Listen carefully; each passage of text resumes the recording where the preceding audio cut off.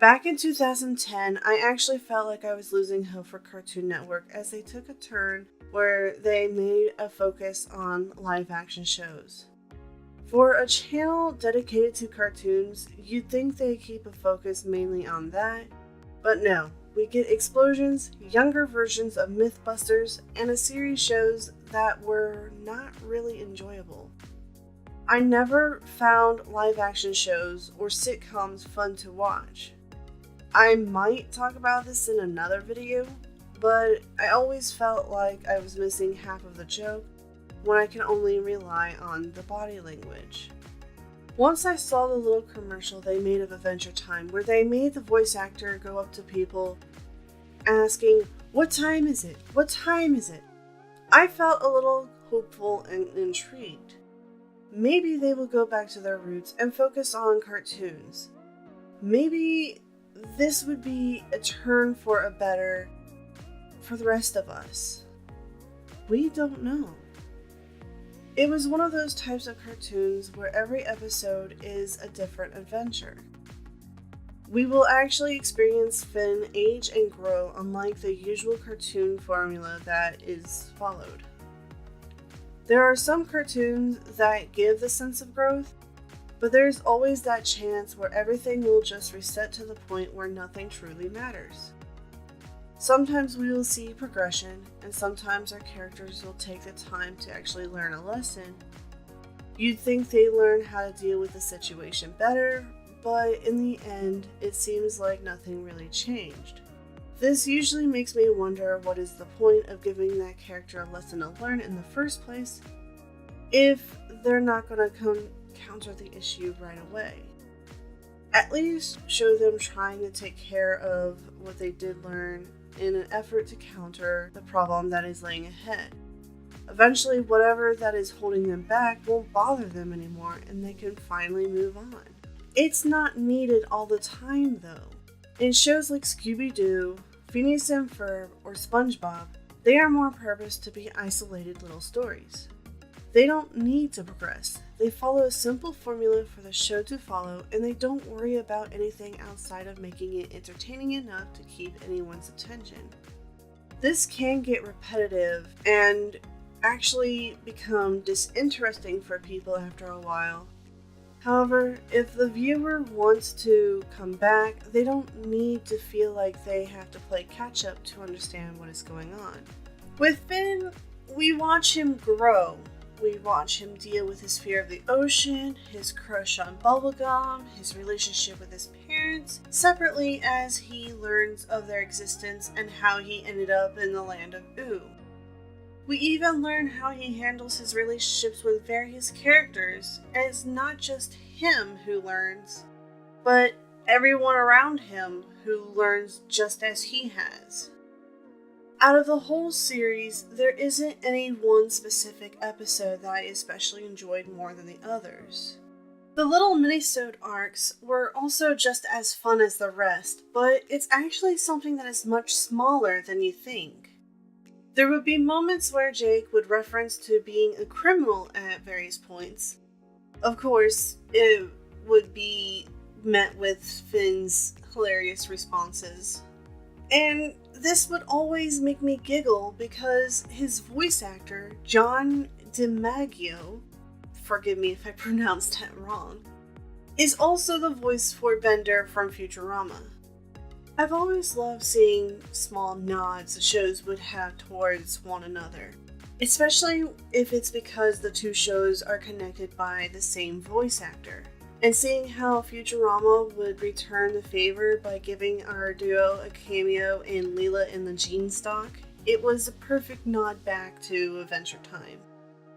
I could go on forever how I love this sort of thing, but this could only make the video much longer than I intended. If there's something I would have a gripe about, it would have to be the whole deal about making bubblegum the current incarnation of one of four elementals: candy, fire, ice, and slime. The backstory states that these elementals were around since the time when life began on Earth. While it is a cartoon for kids, this little detail was a bit too frustrating for me. To have candy as one of the 4 main elements is rather flawed, as candy didn't have its start until as early as 1519. Especially since before the Mushroom War, there was little to no magic in the first place.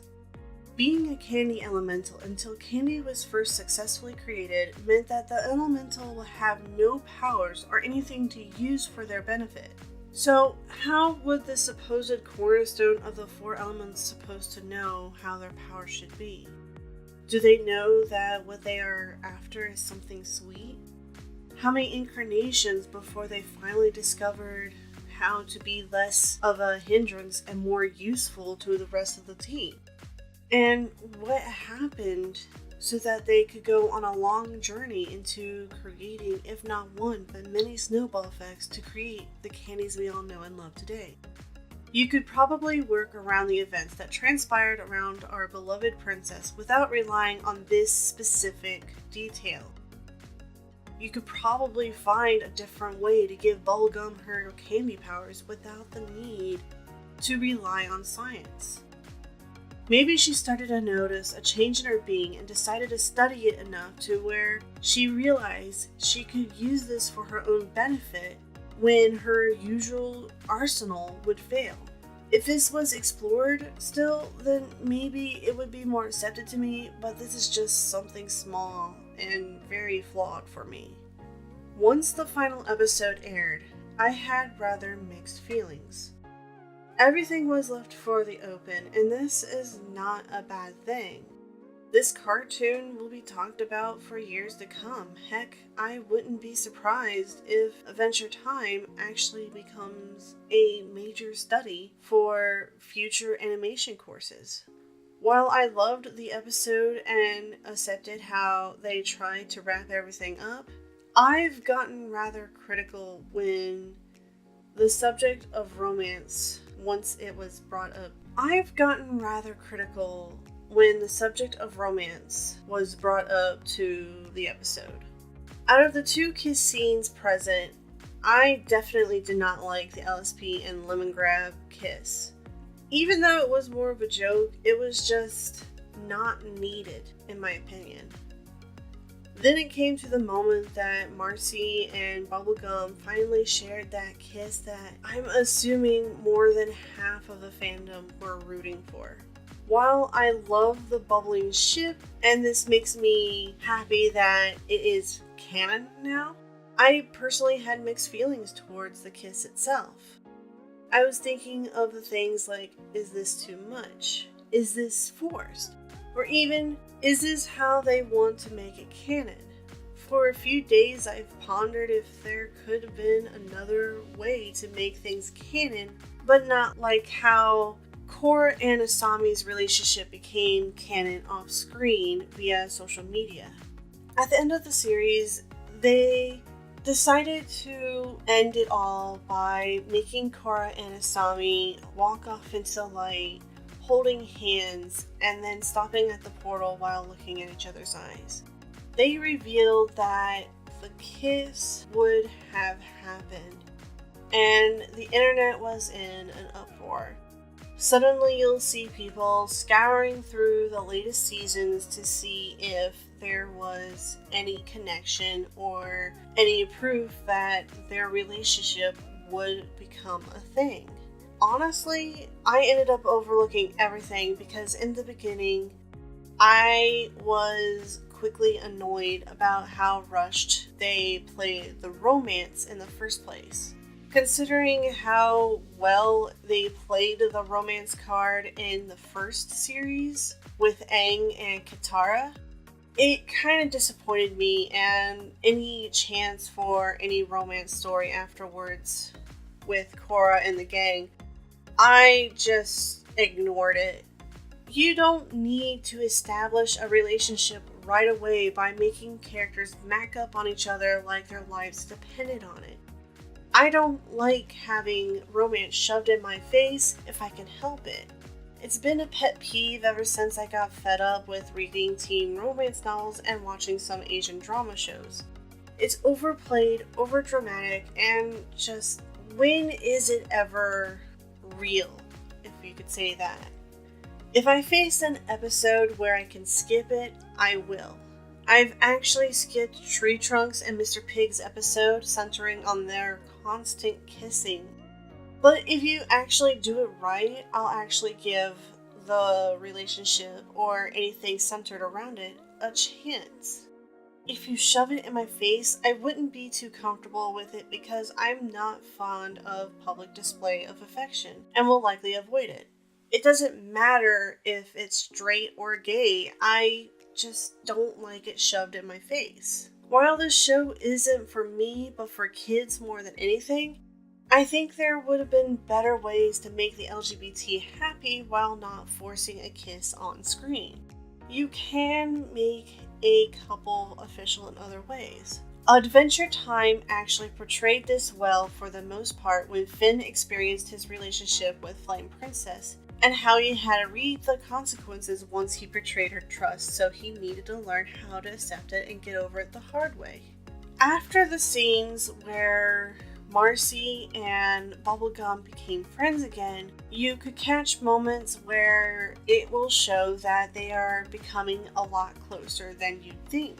Without drawing attention to it in Finn's 17th birthday party, you can actually catch the two holding hands while Jake brings out Finn's birthday cupcake.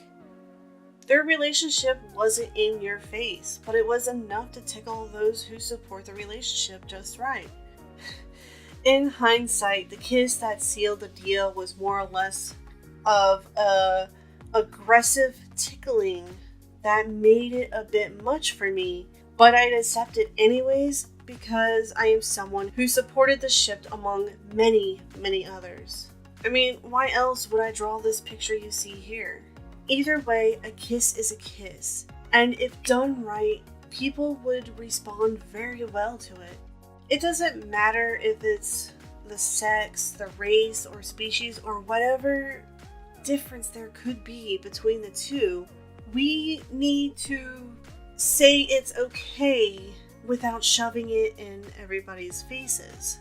Nonetheless, you can allow children to think maybe this is okay as they see two same-sex characters in the background holding hands or acting like a normal loving couple.